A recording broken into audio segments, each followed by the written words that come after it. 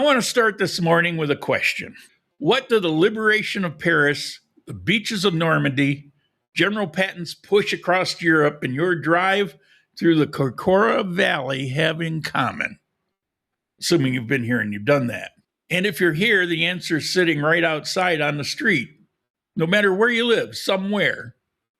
Probably rattling past your window right now, painted yellow or red, or maybe carrying 17 people and a goat, maybe a few chickens. The Willys Jeep.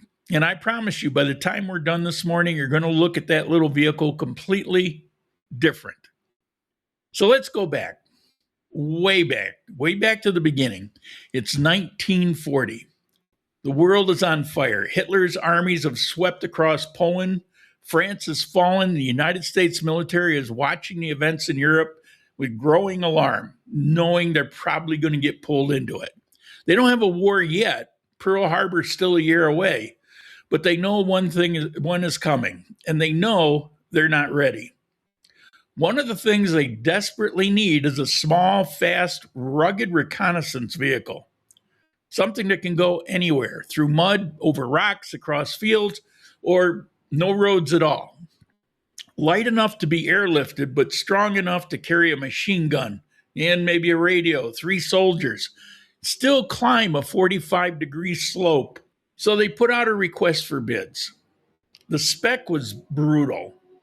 The vehicle had to weigh no more than 1,300 pounds, fit specific dimensions, have 4-wheel drive, do 60 miles an hour, and be delivered, this is the crazy part, in just 49 days.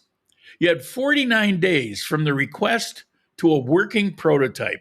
Most manufacturers back then laughed and walked away. But there was this scrappy little company in Toledo, Ohio called Willys Overland Motors. And they said yes. There's a story, I love this story, that when Willys needed to convince the military their Jeep was truly capable, they arranged a demonstration.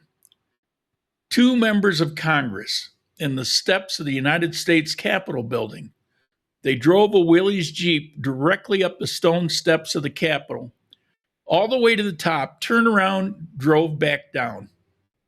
Based on that, they won the contract.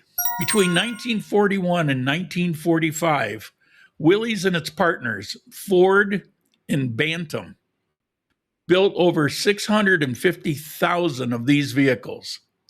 They landed on the beaches of North Africa. They crossed the deserts of Libya. They rolled through the streets of Rome when it was liberated, and they were in the Pacific and the Philippines on every front of that war. And one of them